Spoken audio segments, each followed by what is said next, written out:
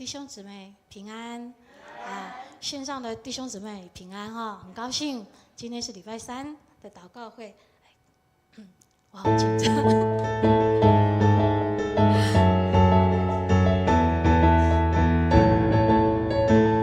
好，一起站起来。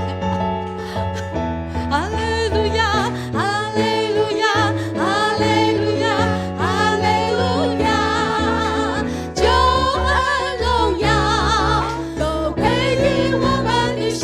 哈利路亚，哈利路亚，哈利路亚，哈利路亚，颂赞全能都归于我们的神，直到永永远远。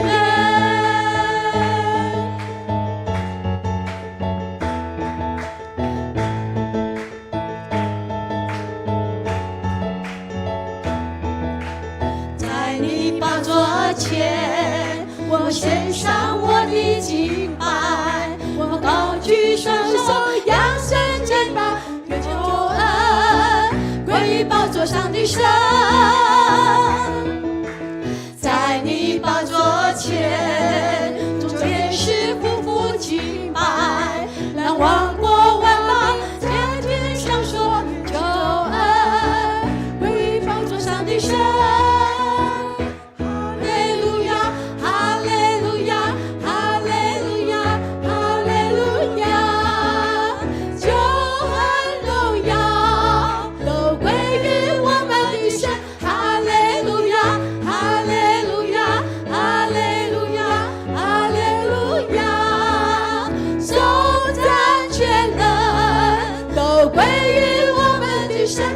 永永远远。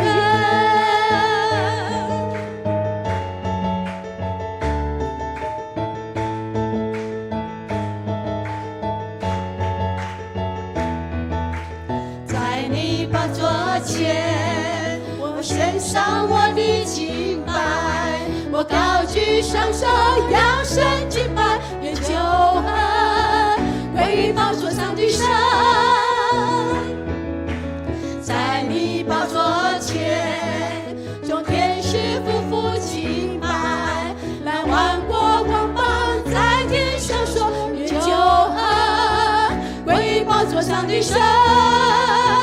哈利路亚，哈利路亚，哈利路亚，哈利路亚，救恩荣耀都归于我们的神。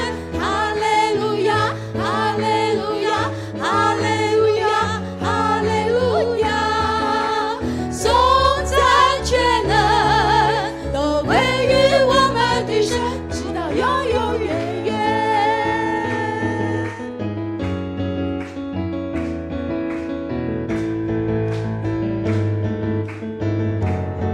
是的，救恩、荣耀、颂赞、全能都归于我们的神，直到永永远远。阿们。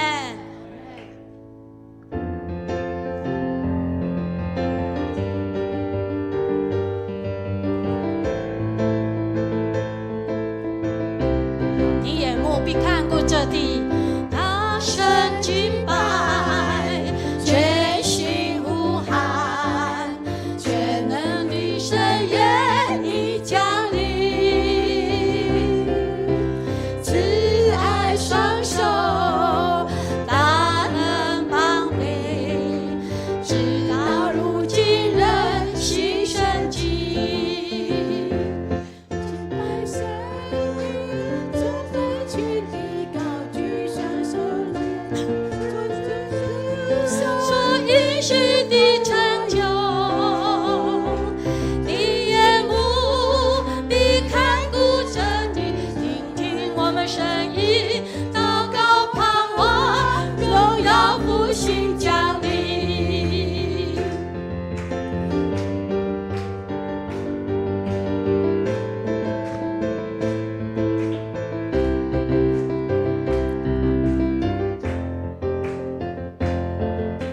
是我们的宝珠，心就很有满意，一定要侍服这地，遵行你的旨意，谦卑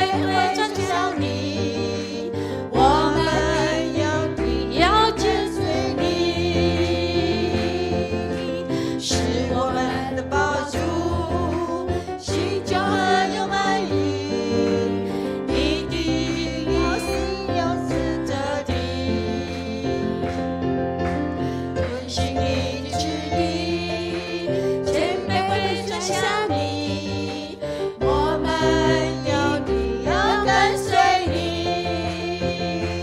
你眼目必看顾着地，眷顾你的儿女，你必照所应许的成就。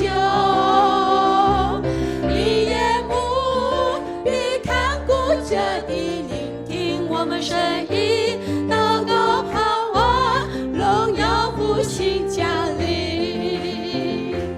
你眼目必看顾着地，眷顾你的儿女，你必照所应许的成就。你眼目必看顾着地，聆听我们声音，祷告盼望荣耀复兴降临。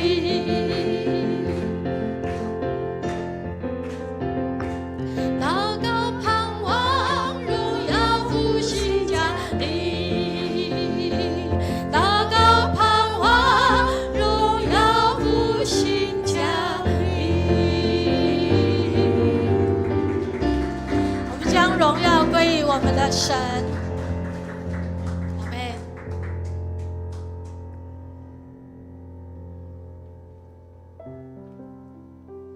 从日出之地到日落之处，耶和华是值得称颂的。阿们。当我们在一起敬拜的时候，神的灵就浇灌我们，使我们不仅得自由，而且让我们得满足。这时候，让我们献上我们的嘴唇，以赞美为祭来献给神。我们一起来做赞美和感谢的祷告，感谢神时刻与我们同在，使我们有满足的平安和喜乐。感谢神，也是我们成为一个属灵征战的得胜者，使我们有一个健康的身心灵。我们为自己一起来祷告，来赞美，来感谢。我们一起开口，天父，我们相信你时刻眷顾你的儿女，主，我们也相信主啊，你是照着你的命令的旨意成就在我们身上。主啊，为过去600多年你所行这一切在我们教会的所做所行，主啊，这样的感谢，主啊，特别为我们教会的长成所的感谢。主，我们相信这样的长成，主，我们也是让上帝看见神的神的启示时刻的事情来当中，主要是所有教会我们建筑的成长大使命去自己的帮助，聆听你的话，主要是我们的心中好一点见证自己的感受，谢谢主的同在，主啊，带领我们在这里的谢谢主，是为了我们的老师自己，要在这里的神中，主啊，你要成就自己的带领，主啊，你的心中当中话是我们讲的，主啊，在这里是因为你话你是天天说，你是主啊，在这里是讲的是我们的上，主是主，哈利路亚，主是在我们的现实，谢谢耶稣，哈利路亚，祝福我们小姐妹在你面前，也祝福我在你面前得到使用的祝福，谢谢哈利路亚，耶稣。天父，我们赞美你，因为你是得胜的君王，你的儿女也要成为一个靠耶稣得胜的子女。主，我们相信，若耶和华帮助我们，谁能抵挡我们？主，我们更相信，当我们将自己献上当作活祭的时候，是你所喜悦的。主，我们为我们自己的身心灵能够得到主你的保全，得到主你的眷顾，主，我们要感谢赞美你。主，我们不仅认识耶稣基督为我们一生的至宝，主，我们更是以能够跟随耶稣基督，一直到主离在的日子来感谢你。主，让我们在这个过程当中不断的依靠圣灵，过一个得胜的生活。谢谢耶稣，因为我们知道这个救恩得来不易，我们也知道这个救恩唯独耶稣才能够赏赐给我们。谢谢你在十字架上成就了这一切，也丰富了我们的生命，使我们得以饱足。也求你继续带领我们每一个人，让我们天天用欢喜来进入你的门，用称谢来进入你的院，好叫耶和华的名被高举，好叫耶稣宝贝的名在我们生命当中显伟大。谢谢耶稣与我们同在，祷告奉耶稣基督得胜的名，阿们。请坐。这个时候我们要为全球国家还有城市来祷告，为了全球经济来祷告，通膨的持续升温，那物价不断的上涨，贫富差距越来越大，各国的央行也启动了升息。你祈求神兴起按圣经真理运作的经济，使列国领袖有智慧来治理稳定经济，并经历神奇妙的作为。我们都知道贫富差距是越来越大。圣经告诉我们说，神使富人跟穷人在世上相遇，目的是要我们能够知道神的心意，是要我们能够互相的帮助。第二，我们为新就任的赖清德总统以及执政的团队来祷告，愿主贵重的膏油浇灌总统，愿福音的大能临到他和他的家，愿主赐福执政团队能够拥有和睦同居的恩惠，得着敬畏耶和华上帝的心，带领人民敬虔端正平安无事地度日，并让我们的国家走进神美好的命定。第三点，我们特别要为立法院来祷告。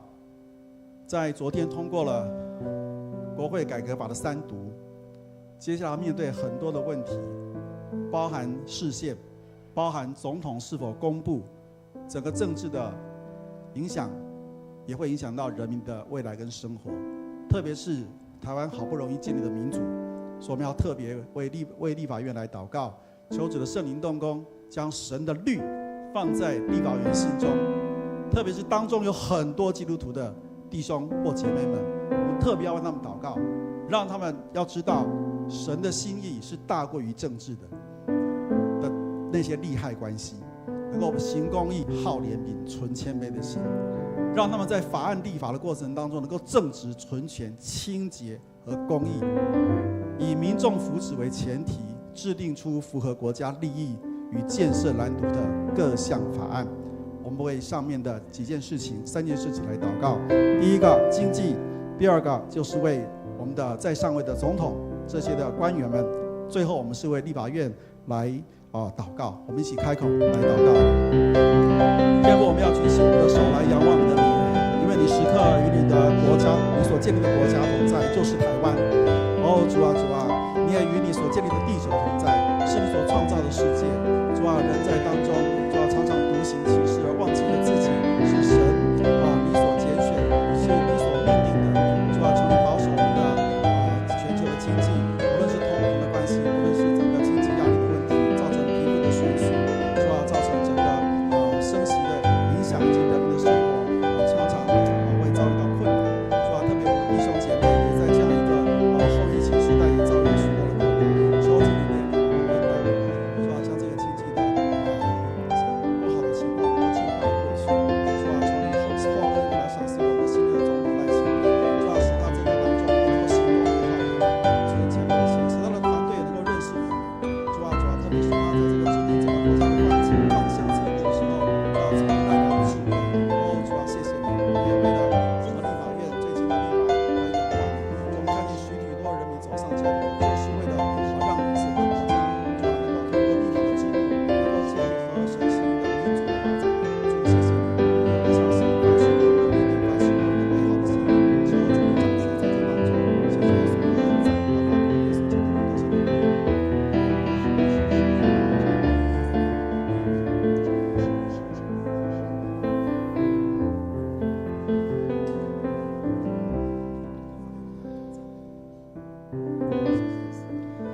耶和华，谦卑人的心愿，你早已知道，你必预备他们的心，也必侧耳听他们的祈求。困苦人的冤屈和贫穷人的叹息，你都听见了。你必把他们安置在切慕的稳妥之地。主啊，人类无知的作为破坏了你创造这个世界的美好。随着地球软化的严重，农作物的欠收，原物料不断的上涨，导致通膨严重，贫富差距不断的在扩大，民不聊生。求主圣灵运作，权柄彰显，让各国领袖、各国的央行制定政策，稳定经济，平抚百姓们对生活的恐惧和不安，满足他们生活的需求。也求主将和平的种子安放在战事不断的以哈冲突、乌俄战争，还给百姓们平静安全的生活，让大家都能够经历到神奇妙的作为。耶和华，你喜爱行为正直、做事公义、心里说实话的人。求主与我们的赖清德总统同在，启示他认识主的真理、和平、忍耐、恩慈、信实、节制，说对的话，做对的事。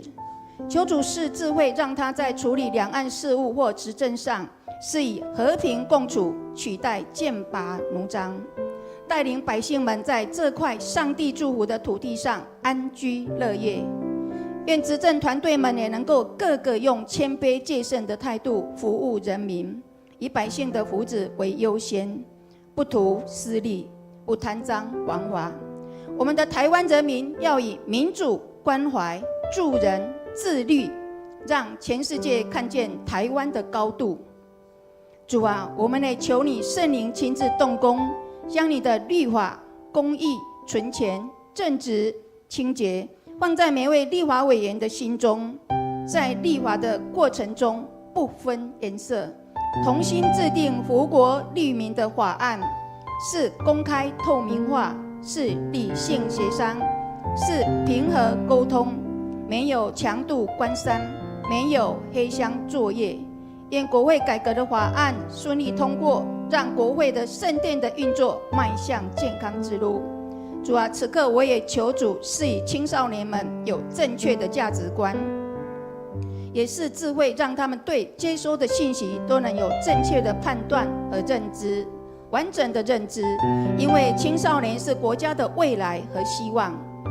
感谢主，台湾这块土地有你满满的恩典与祝福，生活在这里的人都是蒙福之人。求主继续看顾保守。我们这样祈求祷告，都是奉靠主耶稣基督的圣尊名求，阿们。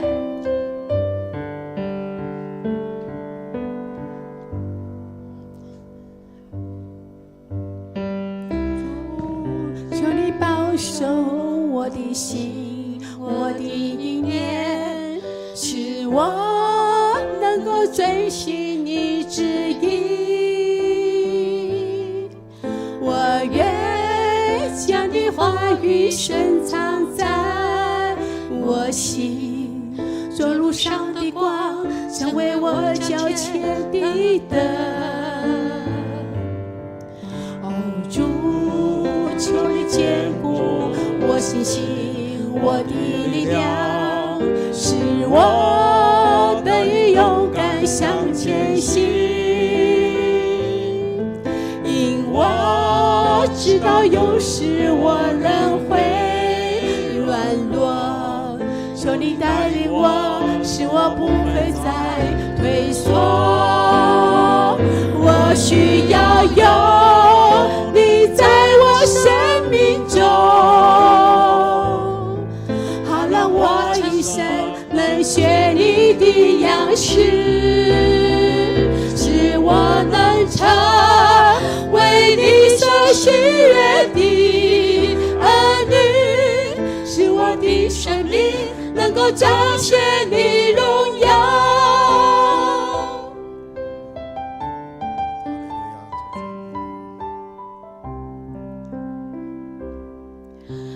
主，求你保守我的心，我的意念，使我能够遵循你旨意。愿我将你话语深藏在我心，做路上的光，成为我脚前的灯。哦，主，求你坚固我信心，我的力量，使我得以勇敢向前行。因我知道有时我仍会软弱，求你带领我，使我不会再退缩。我需要有你在我生命中，好让我一生能学你的样式，使我能成为你所喜我的生命能够彰显你荣耀。你在我生命中，好让我一生能学你的样式，使我能成为你所喜悦的儿女，使我的生命能够彰显你荣耀，使我的生命能够彰显你荣耀，使我的生命能够彰显你荣耀，将荣耀归于我们的神。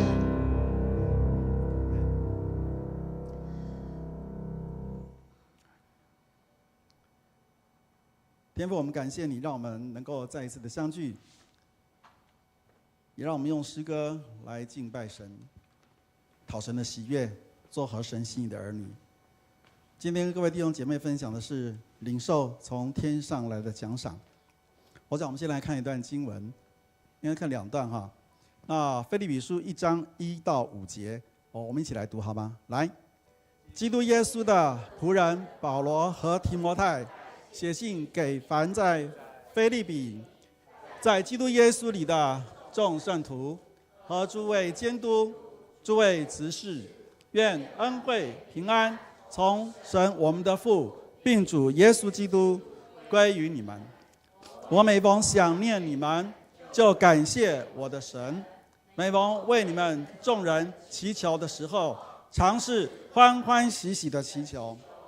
因为从头一天直到如今，你们是同心合意的兴旺福音。最近因为我自己也在学习怎么样研读圣经的关键字，也让自己知道说神在他的话语里面哪些是对我的生命、对我的生活、对我的信仰、对我的服事是关键的。我们再来看下一段经文，腓立比书来第2章1到11节比较长一点哈。我想神的话语是很奇妙的，你的关键字打动你心里的话语，跟我一定会不一样的。但是神的话语就是那么奇妙，一个人读有一个人的效果，10个人读有10个人的效果，100个人读就有100人的效果。因为神的话是活泼大有功效的。我们一起来，所以在基督里若有什么劝勉，爱心有什么安慰，圣灵有什么交通，心中有什么慈悲怜悯，你们就要意念相同，爱心相同，有一样的心思，有一样的意念，使我的喜乐可以满足。凡事不可结党，不可贪图虚浮的荣耀，只要存心谦卑，个人看别人比自己强，个人不要单顾自己的事，也要顾别人的事。你们当以基督耶稣的心为心。第6节，下一页。来，他本有神的形象，不以自己与神同等为强夺的，反倒虚己，取了奴仆的形象，成为人的样式。既有人的样子，就自己卑微，存心顺服，以至于死，且死在十字架上。所以神将他升为至高，又赐给他那超乎万民之上的名，叫一切在天上的、地上的和地底下的，因耶稣的名，无不屈膝，无不口称耶稣基督为主，使荣耀归于父神。阿们。腓立比呢是保罗所建立的第一间教会。那么在腓立比书里面常常会提到很多的我们常常很熟悉的经文，譬如说要常常喜乐，譬如说要忘记背后，努力面前要忘记背后，努力面前，向着标杆直跑，为了要得着上帝从上头招我来的奖赏。OK， 大家都很熟圣经一定是越念越熟。越不念怎么样？越不熟啊，就跟人一样，相处久了才会熟。如果只是一面之缘，过了就忘了。那么保罗在腓立比书呢，都一直希望腓立比的信徒们能够到最后得到天上的奖赏。但是要得到天上的奖赏以前呢，必须要完成哪些事情？那我在腓立比书短短只有几章？腓立比书有几章？啊，4章，很短。腓立比书只有4章，啊。但我们在读的时候，譬如我们刚刚读到的，忘记背后，努力面前，很多人都把它解读说，忘记过去的失败，忘记过去的什么啊，都比较谈失败，忘记背后努力，忘记背后的失败啊，向着标杆直跑，那个标杆好像是成功，其实不是的。其实，在原文里面，在忘记背后，它的原因是我要忘记我过去的成就，我要忘记我过去传福音那么的靠着主得到那么多福音的种子。我要忘记背后那些好像在我身上许许多多的，我是为主这个大发热心的，要忘记这一切，要忘记背后那些光环，努力面前，因为还有神为保罗为教会设立的更高远的目标，要为那个天上来的奖赏而努力。所以保罗在他的书信当中，特别在腓立比书写的时候，他是在监狱里面时候写的。所以在这样的情况之下，他还能够写出，一直到影响将近2000年后，我们这个世代的人，仍然在困境的环境里面，我们仍然要什么？靠主大大的喜乐。所以这是很不容易的。如果有一天我们就想象，今天我们在监狱里面，你会很喜乐吗？可能我来讲，我可能喜乐不起来，因为还没有被关过，对不对？可是万一被关呢？特别是很冤枉被关呢？为了主的名被关呢？我们历代的圣徒许许多多人是这样殉道的，包含最近就是这个世代里面，中国的倪柝声，各位也听过这一位内地会这就是属于在中国后来关到监狱，关到最后是死在监狱里面。所以我觉得，当我们常常去看圣经，然后去了解这些我们属灵前辈不管是近代的、以前的，我们就往往从这些人身上看见。其实他们所撒下的福音种子，他们为主所受的苦，其实都是于今还是与我们有益的，所以我们才会说，神到如今都说话，不仅借着圣经说话，也借着这些历代的圣徒们向我们说话。那特别是在我们读腓立比书的时候，我自己在读的时候，我就越来越想到，天国是什么人进去的？我会想着天国到底是什么人才配进去？耶稣说天国是努力的人进去的，那个努力在原文里面是讲是暴力进去的，是强迫要用尽所有的力气拼命进去的。天国不是简单的讲说努力就进去。什么叫努力进去？我天天读圣经我就可以进天国吗？我天天有跟主祷告我就可以进天国吗？我很乐意服侍我就可以进天国吗？我想这个就是对我自己来讲，我必须常常当基督徒人，我必须要常去思考，我今天能够真正像保罗说，到最后得到天上来的奖赏吗？我的名字是不是在生命册里面？这才是我信耶稣最后的终点，才能够有一天当主在的时候，我才能够迎见主的面，而且跟主一起做王，直到永远。这是我们信基督最后的盼望，不是在地的盼望而已。那在这两段的经文里面呢，我想，特别我要提到，虽然没有读到这一节哈，但我要提到说，腓立比书3章1节提到说，弟兄们，我还有话说，我们要靠主喜乐。我把这些话写给你们，与我并不为难，与你们却是妥当。也就是说，对于保罗而言，他已经一生为主摆上。他今天在监狱里面，他靠主喜乐。当希拉跟这个保罗在监狱里面被关的时候，各位还记得吗？使徒行传里面提到他们做什么事？他们是不是大声的赞美神？到最后脚链手链是不是都脱落了？到最后连狱卒都想要怎么样？都想要自杀啊！因为都脱落了，他把犯人都跑了。保罗说你不可以做。最后发生什么事？是不是狱卒把他们带去家里面帮他们洗干净，还给他们吃饭？后来呢，狱卒和全家就怎么样？受洗了，就信主了。这么多么奇妙的事！那奇妙的事不会只有发生在保罗跟希拉的身上，今天同样会发生在现在神所设立的每一个教会的身上，你相信吗？因为神不仅使外在的重担脱落，神也要使我们每一个人靠着主大大的喜乐，将我们内心的重担也能够脱落。所以要得到喜乐之前，我后来就在联想，我自己在想的了哈，我在联想，要得到喜乐之前，我必须要去努力做一些什么事情，我才能够得到那个真正的喜乐。那个喜乐不是像过去我们有位牧师说，快乐就是什么？快乐就是快快不乐，对不对？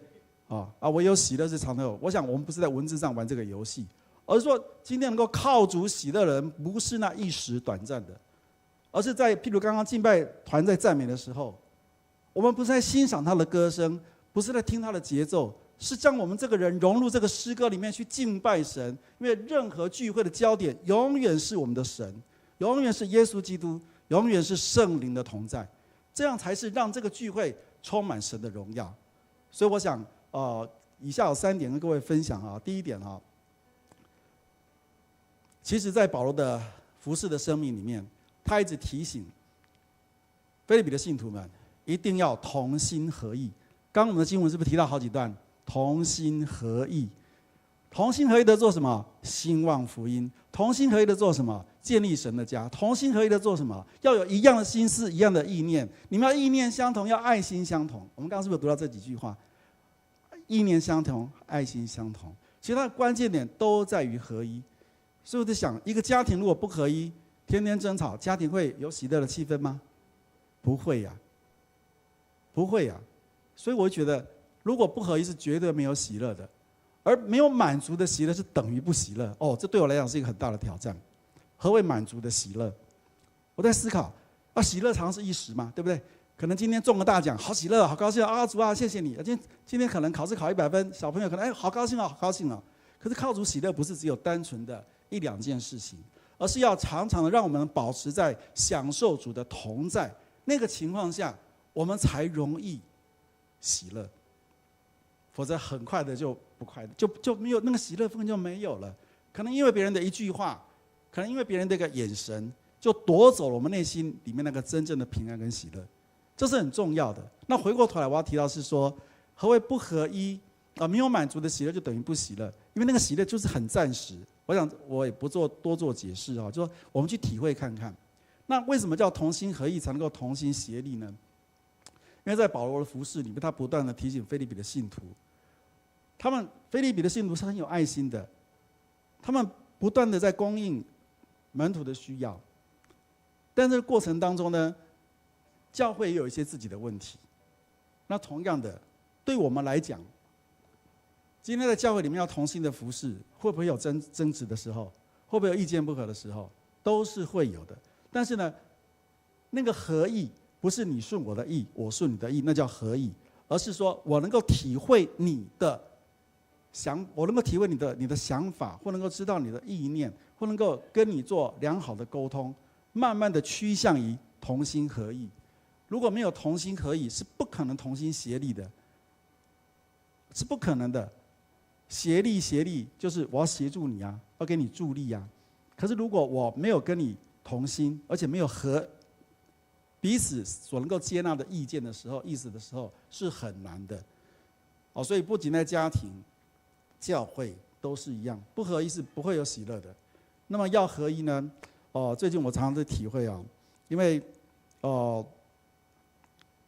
自己当代理长老，很多事情要去面对，要去接受挑战。可是我发觉神在当中就磨我的个性，我是个很好强的人但我发现说，神在很多事情发生的时候就提醒你不是说要学我的样式吗？那你岂不告诉我，我教你说学我的样式是什么样式？耶稣说，你们当负我的恶。我就想，对啊，耶稣说当负我的恶，但是恶是什么意思呢？那我在想，那保罗说，你们要学习我，要效法我。腓立比书后面有提到，你们要学习我，像我效法基督一样。那基督是我们最后效法的对象啊。可是保罗可以大胆的说，你们要效法我，像我效法基督一样。是因为保罗在大马色被神光照以后，他觉得他的生命如果没有耶稣，他一生是白过的。我也觉得，如果没有认识耶稣，我的一生也是白过的。我在我的服事里面，在我的工作里面，如果真的没有耶稣，这些工作是没有价值的。我的服事如果没有在耶稣里面，有一天也是要被神给炼尽的。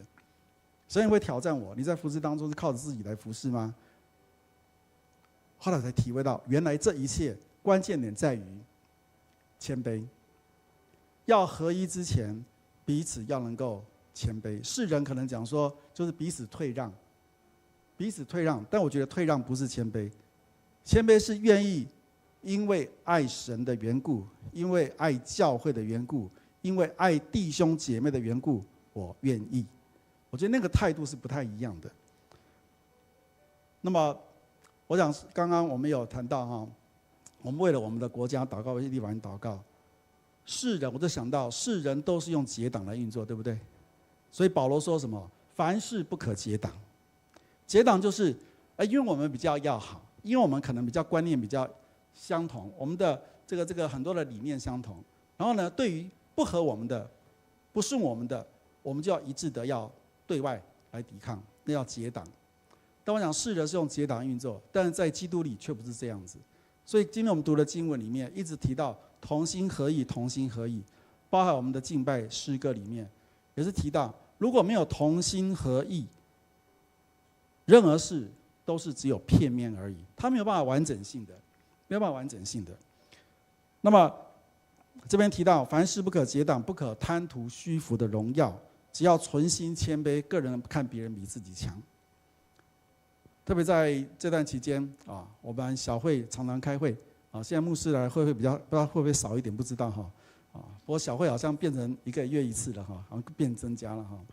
可是在我去年开始当牧师，当这个小会同工会开了很多次，我越来越发现，其实任何的部门，任何的服侍者，我也在学习不要单顾自己的事情，也就是说我的部分做好就好了。我们要多想一点，哪一些部分是我可以去协助的，多提供建议，多提供方法，而能够接受挑战。这样的话，我们的运作才能够越来越顺利。我想谦虚这2个字绝对不是我们用说的就可以。对我来讲，我不是用说是做到，我在学习谦虚。譬如我太太如果说，我解释的。我跟他每天早上要晨祷嘛，他说啊，那他就会讲说，这个你讲的那个好像没有讲到你自己的，都是讲别人的，都没有在讲你自己得到什么哎。以前的话我就会提出反驳，怎么会没有？我有啊，只是你可能没有听清楚啊，对不对？可是我现在我学习接受，好像我刚刚好像真的没有提到我自己今天读了这个经文对我有什么帮助。我想神在圣经里面都是要造就我们个人成全圣徒，各尽其职。那个人就是指那单一个人，成全个人，因为恩赐不同。所以我就发现说，其实对我来讲，如果我能够快快的听，慢慢的说，一点一点的累积那个愿意彼此顺服，我个人觉得那就是从那最微小的谦卑开始。因为知道自己不足，而看别人比自己强，所以呢，在这一段的部分呢，我跟他提就说，其实保罗在哥林多前书1章12节提到说，我的意思就是你们个人说我是属保罗的，我是属亚波罗的，我是属基法的，我是属基督的，又有说林前3章4又说我是属保罗的，又说我是属亚波罗的。保罗的结论是，这岂不是你们和世人一样吗？所以，当我们认清凡事不可结党这些神的话语的时候，我们要操练。对我来讲，要操练的时候，就是要知道基督徒就是与世人不同，世人的价值观跟基督徒的价值观是不可以说的，不是不一样的。譬如说，为了和平的缘故，我们可能说了一个白谎。以前我也会，可是我现在越来越发觉，连白谎都不可以说。因为这个不是我们当做的。那么我想在教会里面也是我想我自己体会到，没有谁跟谁比较好，而是每个人都跟神很好的话，跟人一定会好。你相信吗？我绝对相信，一位跟神很好的、常常在一起的、同在的基督徒，他一定能够学习在神的面前谦卑。那这样的话，我们就能够越来越跟人的相处，能够越来消除那些隔阂。那么最后呢，我想要提的就是，我们在生活里面，或生命里面，或服事里面，要靠主，而不是靠背景。那我讲这个对我来，这是对我来讲，因为我们来教会是很多的弟兄姐妹，是不同的家庭，不同的环境，在教会没有比身份地位高低，也不是比奉献多少，也不是比服事多少，而是说，当我们在这样一个靠主凭信心生活的过程里面，我们能够彼此的体恤，那这样的话，我们才有办法的彼此接纳。我讲马太福音21、23章里面特别提到，耶稣曾经谴责文士跟法利赛人有7件事情。我想对我来讲也是个提醒。第一个，他们是能说不能行，都叫别人去做，自己不动手。第二，把重担搁在别人的身上，自己呢连一根指头都不动。第3件事情，耶稣指责文士跟法利赛人做事都要求别人看得见，譬如他们是不是会站在十字路口祷告，对不对？第4，喜爱宴席上的首位，会堂里的高位，这是我们要很小心的。第5点，喜爱在人街市上问安，称他们为拉比。第6点，假冒为善。最后一点，瞎眼领路的。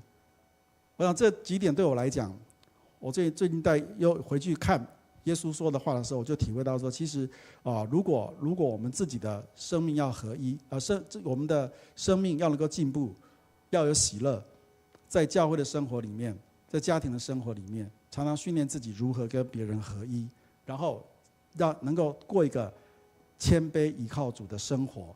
那最后就是让我们知道，我们的生命是靠着神来活，不是靠着自己。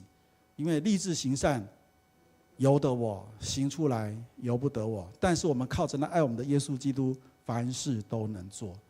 我想以上跟大家做一个简单的分享，我也相信大家必然能够继续走在蒙福的道路里面。所以我想腓立比书2章1到2节刚刚提到，在基督里若有什么劝勉，爱心有什么安慰，圣灵有什么交通，心中有什么慈悲怜悯，你们叫意念相同，爱心相同，有一样的心思，有一样的意念，使我的喜乐可以得以满足。愿我们每一天的生活都能够不仅自己喜乐得以满足，也使耶稣的心得以满足。我们一起来祷告。天父，我们感谢你，因为我们一生的目标就是要来寻求你所赏赐丰盛的生命，特别寻求耶稣基督的救恩。谢谢你让我们得着了，而且得得更丰盛。你是我们的神，你是我们的主，我们的好处不在你以外。谢谢你天天用你的话语引导我们走前面的道路，使我们不失脚。谢谢你在我们软弱的时候刚强壮胆我们的心智，继续的来奔跑天路。主啊，使我们能够在家庭里面合一，也能够使我们愿意谦卑自己来跟随你。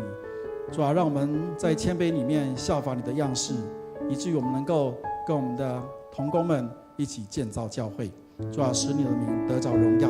谢谢耶稣，我们相信靠着主，不仅能够常常喜乐，而且凡事都能做，因为有耶稣同在，是何等美好的事情。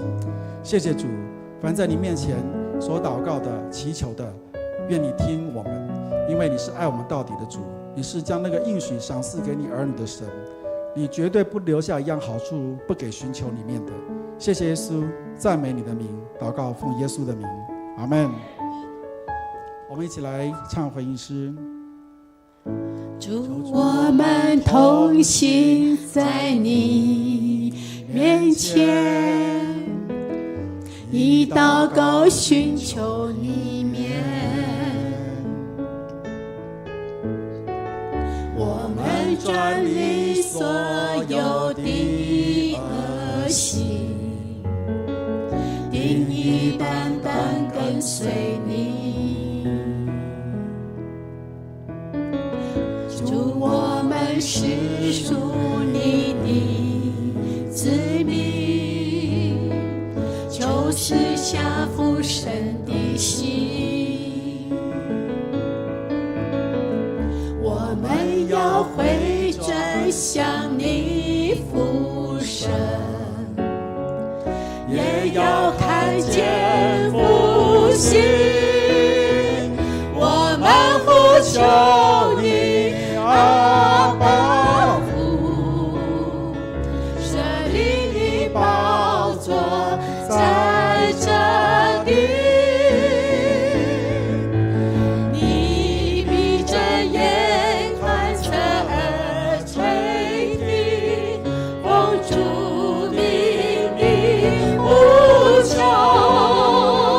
万民都要来敬拜你，都要高举你的生命，复兴这地全能的君王，我们欢迎你。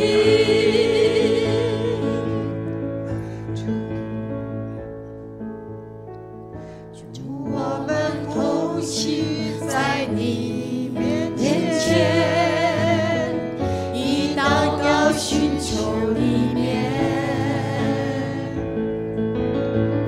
我们转离所有的恶习，定义单单跟随你。主，我们国家是属于你，求你来掌管权力，愿你来怜悯医治这地，荣耀再次降临，我们呼求你，阿爸父，设立你宝座在这地，你闭着眼看侧耳垂听，奉主命令呼求，万民都要来敬拜你，荣耀高举你的生命，复兴这地全能的君王，我们欢迎你。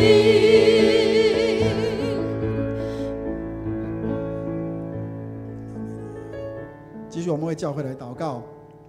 我们要为5月26日特会的顺利完成献上感恩，也为第6日牧师任重道远的服事来代祷，求上帝帮助与扶持。第2点，为教会的组织再造以及发展策略来祷告，祈求上帝赐下智慧，给本会的核心同工，让行政团队与牧养团队都能够同心合意，兴旺福音。第3点，为教会的和谐守望祷告，求圣灵教导我们凡事谦虚、温柔、忍耐，用爱心互相宽容，以和平彼此联络，竭力保守圣灵所赐的合一。我们一起开口来祷告。天父，我们为下个礼拜，就是礼拜天的26号特会来感谢你。主啊，你使这个特会能够进行得如此的顺利。主啊，也谢谢你让神牧师从第6日牧师，求你赐智慧能力从你在他身上。主啊，使他带领教会继续的向前奔跑。主，我们也求你为教会的组织的发展的再造。主啊，求你赐下恩典。主啊，使我们这些能够明白你的心意，特别让我们的行政团队跟牧养团队，主啊，能够同心合意。主啊，是为了福音的缘故。主啊，让我们放下自己，让我们知道唯独圣灵你掌权。主啊，在这当中，主啊，使我们真是有谋略的灵、智慧的灵来处理教会的种种的事务。主啊，特别是在发展福音的事工里面，主啊，更能够透过整个牧者团队能够有一些还有行政团队的智慧，能够同心合意。我们也为教会的和谐，在过去的半年当中所发生的事情来感谢你。主，我们相信这一切都有你美好的心意。主，我们也求圣灵来教导我们，凡事谦虚、温柔、忍耐，主啊，用爱心和宽容，以和平彼此联络，赐给我们合一的心。谢谢耶稣，哈利路亚！主，愿荣耀都归给你，哈利路亚！谢谢耶稣，赞美你，哈利路亚！奉耶稣的名，阿门。我们在天上的父，我们向你献上满心的感谢，因为你是垂听祷告的神。我们为5月26陈牧师就任的特会顺利完成，向你献上感恩。求你使我们每一位弟兄姐妹用代祷成为牧师的后盾，同心合意，殷勤寻求神，用清洁正直的心向全能者恳求，使神公义的居所兴旺。我们的力量虽然微小，你的筹算必立定。我们若蒙你的喜悦，你必成就。我们也为教会的组织再造发展策略祷告。我们特别为5月30区长、小组长跟牧师第一次的相见欢，我们要来分享牧区牧养的意向与蓝图、威胁与挑战、实务与操作。求你使我们每一个组员一个也不失落，使他们像一棵树栽在溪水旁，能够按时候结果子，叶子也不枯干。使我们每一个牧区、每个小组能够集思广益，更加茁壮，勇往向前，使我们所做的事工与福音尽都顺利。主，我们也为教会的和谐守望来祷告，求主的灵在我们心中运行，使我们有合一的心，将新的灵放在我们的里面，使我们肉体中除掉实心，赐下肉心，使我们以基督的心为心。你必要使犹大被掳的和以色列被掳的归回，你必建立我们，如同60年前我们的属灵前辈将起初确实的信心坚持到底，使我们能够献给你的果子多而又多。我们这样同心祷告，都是奉靠主耶稣基督的圣名，阿们。因为今天时间的关系哈，我们彼此代祷哈，就留到会后了哈。如果大家时间可以的话，那么我们接下来要为肢体来祷告哈，要为肢体来祷告。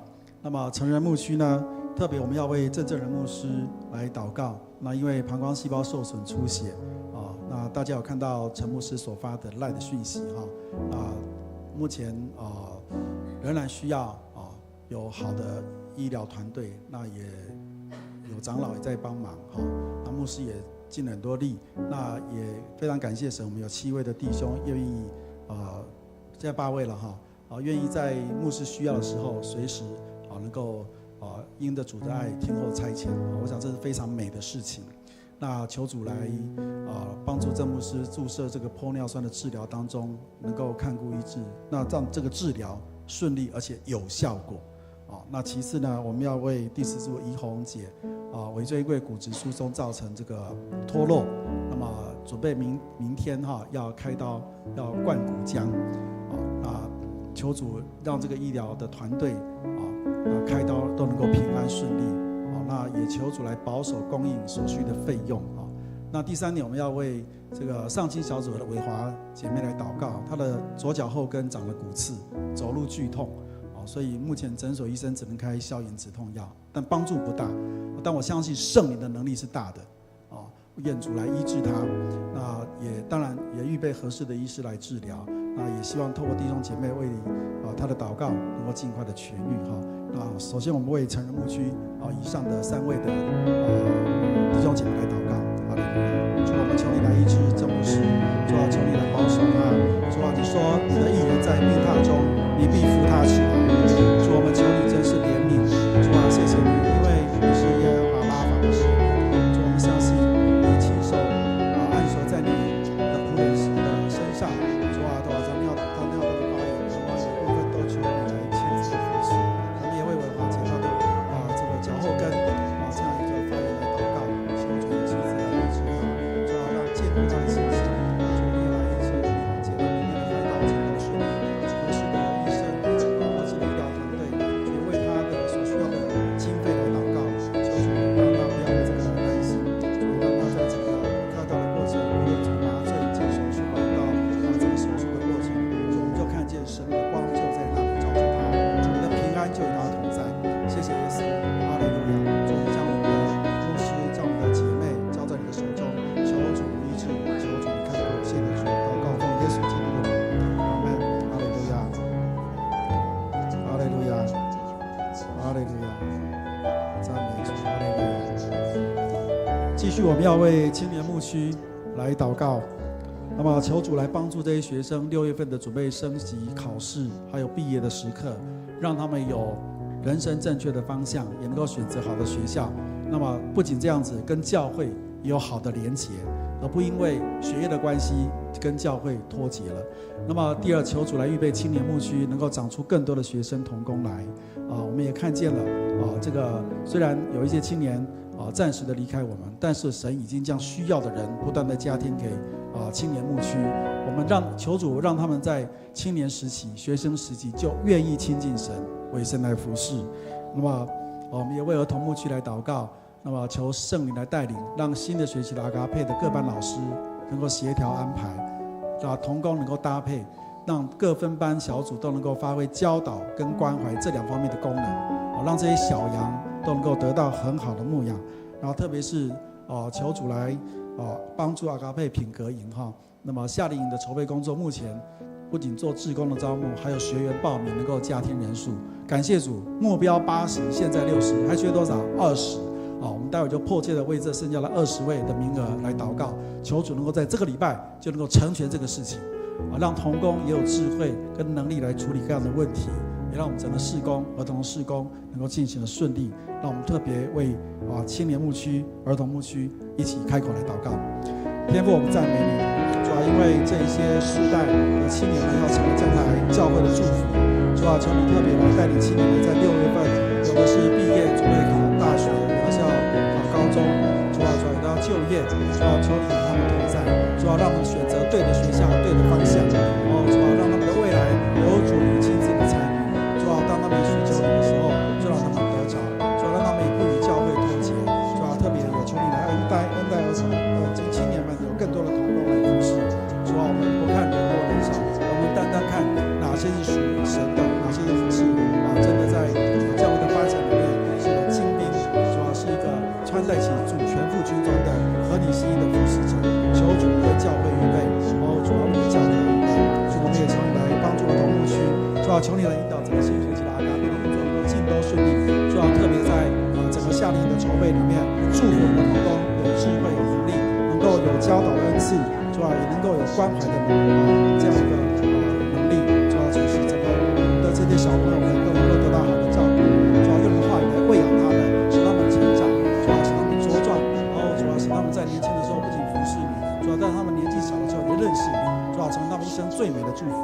耶稣也求你来帮助这些招志工的招募学员的报名，特别我们还有20个名额，主我们求你保守能够在这个礼拜当中，主要使这个报名就能够尽都顺利。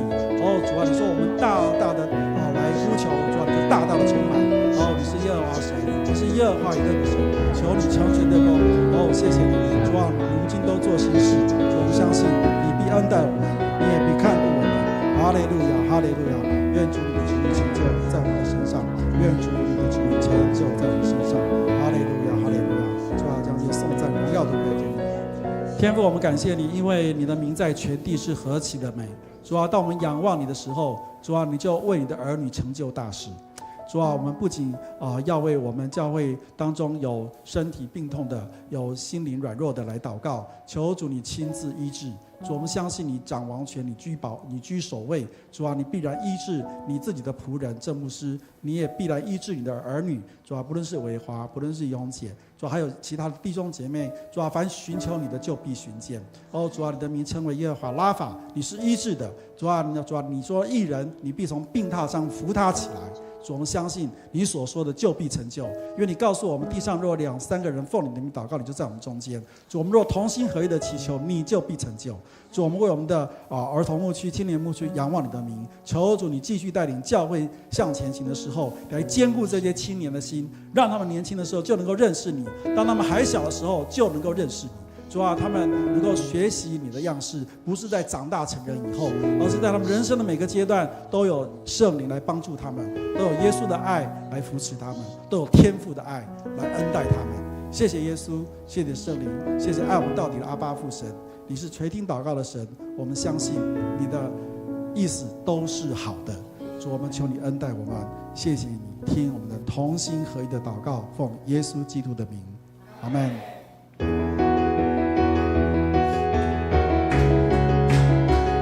一起起立。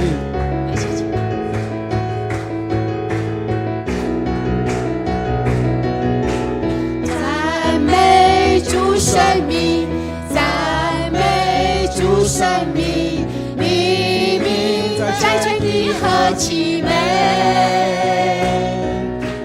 你心是广大，怜悯不断绝，你慈爱永远长存。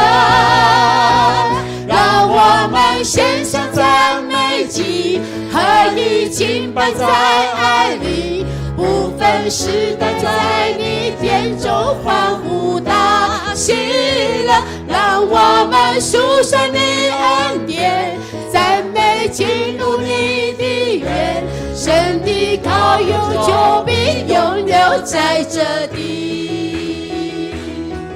哈利路亚！哦，主赞美你，哦，主你的膏永必永留在这地，赞美你，阿门。赞美主生命，赞美主生命，你名在全地何其美！你心是广大，怜悯不断绝，你慈爱永远长存。让我们献上赞美祭，合一敬拜在爱里，不分时代在你殿中欢呼大喜乐。让我们数算你恩典，赞美进入你的园，神的膏永久必永留在这地。就必永留在这地，神的膏永久必永留在这地。哈利路亚！让我们将荣耀归给神。阿门。好，各位弟兄姐妹，请坐。我们今天的祷告会到这边结束。愿主纪念每一位的付出，每一位的代祷。阿门。